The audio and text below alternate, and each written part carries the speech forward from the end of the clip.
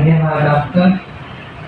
सुनंदा दीदी जी की मेरी पहचान है ही, और मेरे साथ बैठे सब पुष्पलता मंडली, मंजुश्री आउटी, वैभवी जरा, और जिन्होंने हमें सुनीता बहन जी, नेहा, रिया, इन सब ने जो हमें पहले शुरुआत में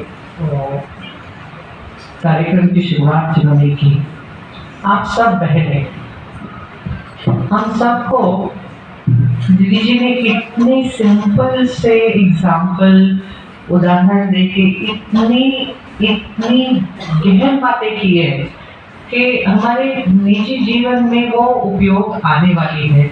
दीदी जी, मैं आपसे एक बात बोलना चाहती हूँ। आपने बोला कि लक्ष्मी जी होके चलो, तो आपने जो कहा कि हम माताएं हैं, हम सृष्टि बनाती हैं, तो यहाँ पे किसको पता है कि हमारे यहाँ तो महालक्ष्मी जी है, महालक्ष्मी का मंदिर है, उनके हाथ में एक फल है। क्या आपको पता है कौन सा है? भालूंगा। तो इंग्लिश लिटरेचर में ऐसे कहते हैं कि एडम और ईव ने सृष्टि बनाई, और ईव ने जो एप्पल खाया तो एडम्स एप्पल बोलते उसको। ये भालूंगा जो है उसका इंग्लिश ट्रांसलेशन एडम्स एप्पल है। मतलब क्या है? सृष्टिकर्ता हमारी महालक्ष्मी का स्वरूप है। मैं एक बात कहना चाहती हूँ कि हम सब जो है, हमारे पिता माता जो है, इस सृष्टि में हम आए उनकी वजह से। अपना परिचय देना चाहती हूँ। जब छोटी थी तब घर पूरे लड़कों से भरा था, 7 भाई थे मेरे और मैं अकेली थी। लेकिन मेरे पिता ने कभी नहीं बोला कि ये लड़की है, मुझे बोला तुम एक व्यक्ति हो, तुम्हें जो करना है अपने बलबूते पर करना है, ना कि लड़की होके रोना है, ना लड़का होके किसी को गर्व करना है। ऐसे मेरे भाइयों को बोला। छोटी थी तब सबको एक काम दिया जाता था।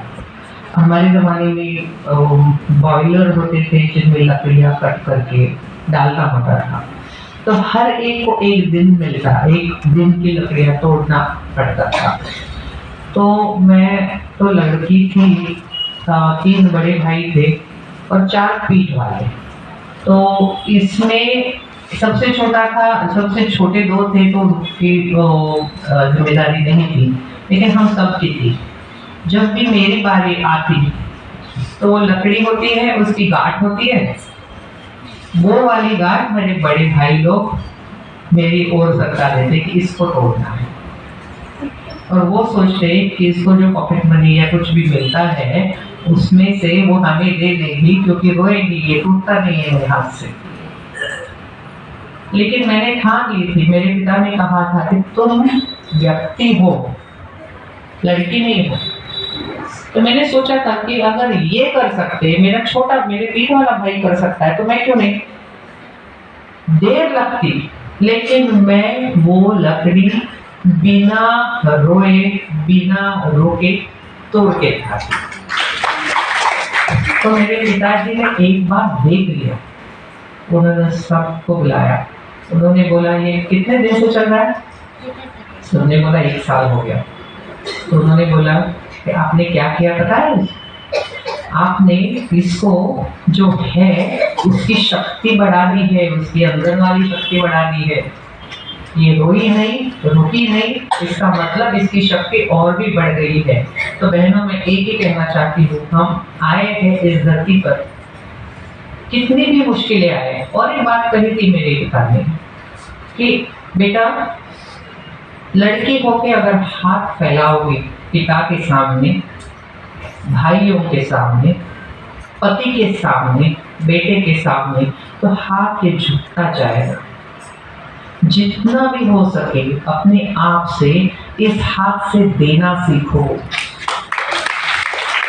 अगर तुमने देना सीख लिया तो ऊपर वाला परमात्मा जो है वो बोलेगा कि ये तो मेरा काम कर रही है, मैं तो प्रकट नहीं हो सकता, मेरा काम कर रही है, तो इसके हाथ में शक्ति आनी चाहिए। तो मेरे हाथ में शक्ति आती गई। जब भी मेरे पिता ने कहा, तो मैं 7th स्टैंडर्ड में थी, तो एक ही आदमी इतने सारों का पढ़ाई का जिम्मेदार था। एक जॉब थी, उसमें से बहुत कठिनाइयाँ आती थी। तो जब ये बात सुनी मैंने 7th स्टैंडर्ड से लेके, तब से छोटे भाइयों के फ्रेंड्स के ट्यूशन्स लेने लगी। अपने आप से मेरे जो सॉक्स के लगते, हेयर बैंड के लगते, पेन, पेंसिल, बुक्स, मेरे भाइयों की जितना भी हो सके मैं मेरे पिता को मदद कर रही हूँ। अपने आप में मेरी शक्ति बढ़ती गई। और ये बात मैंने कभी भी छोड़ी नहीं। शादी के बाद हम लोगों के घराने में ऐसे होता था कि लड़कियों ने बाहर नहीं जाना है। मेरे पिता ने कभी ये बात ही नहीं मानी थी। मुझे तो लड़कों जैसे ही बड़ा किया। जब भी मुझे इंडिया को रिप्रेजेंट करना था 1979 में, भारत से मैं रिप्रेजेंटेशन के लिए स्विट्जरलैंड जा रही थी, तो सब मेरे घर में आए मेरे पिता के फ्रेंड्स, और उन्होंने बोला कि देखो ये बाहर के देश जाएगी, वापस तो आएगी नहीं, वहीं पे शादी करके रह गई तो क्या करोगे?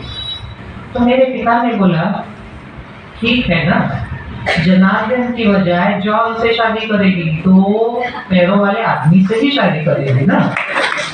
और मुझे पता है कि इसमें देशभक्ति इतनी कूट कूट के भरी है कि वापस आने वाली है। मेरी आपसे बेट है।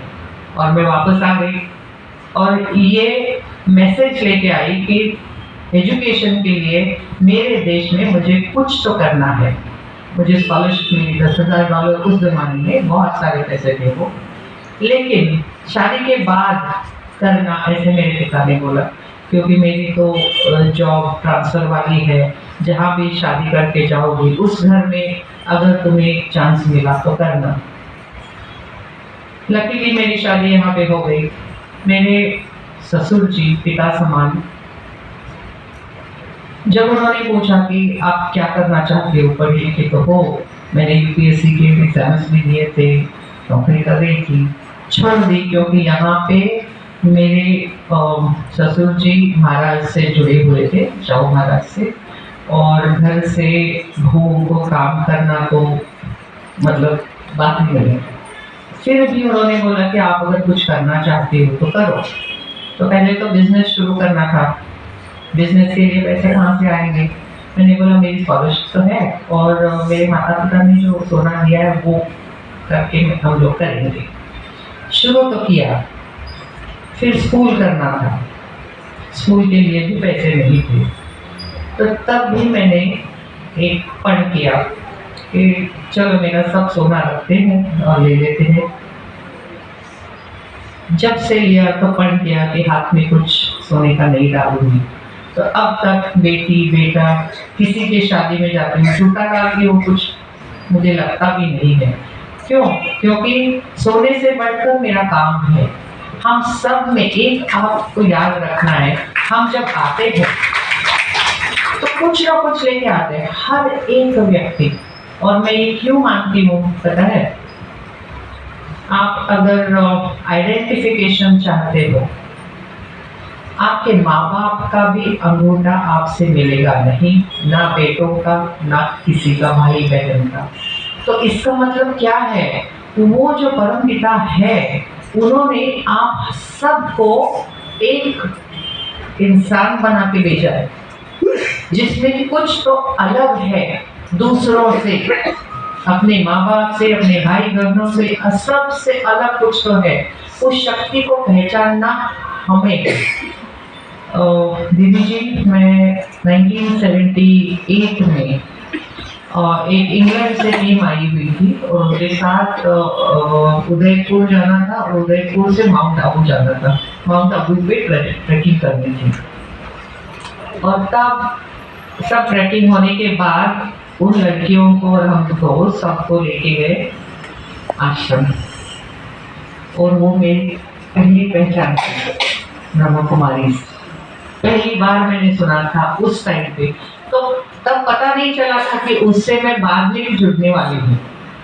इतना अच्छा लगता है कि हर जो पूज्य है, वो चाहे 4 धाम हो, कुछ भी हो, मेरे जीवन में शादी से पहले आ चुका था। तो इसका मतलब ये था, मेरे पिता कहते थे कि तुम कुछ तो ऐसा करोगी कि सब जातियाँ, सब धर्म इकट्ठा लेके चलोगी। और जो अभी कर रही हो, इसमें मुश्किलें बहुत आती हैं बहनों।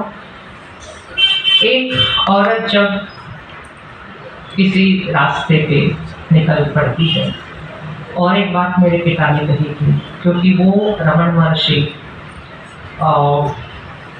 अपनी चिन्मय मिशन इस सब से जुड़े हुए थे। हमारे घर में हर गुरुवार भजन कीर्तन होता था। पिताजी तबला बजाते थे, माँ हारमोनियम करती थी, और हमारे घर में वो प्रसाद हो जाता था। तो सबसे कुछ बातें अपने